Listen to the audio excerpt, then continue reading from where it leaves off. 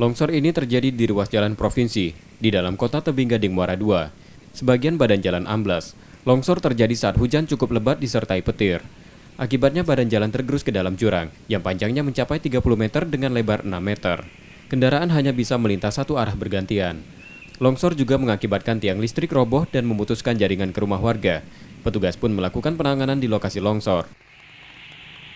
Tadi terjadi longsor yang panjangnya kurang lebih 30 meter dengan kedalaman 20 meter di jalan provinsi.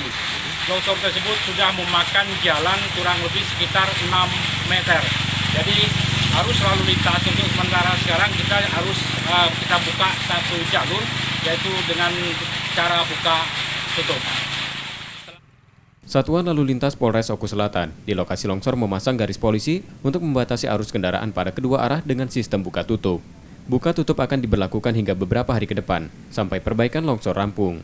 Setiabudi, Kompas TV, Ogan Komering Ulu Selatan, Sumatera Selatan.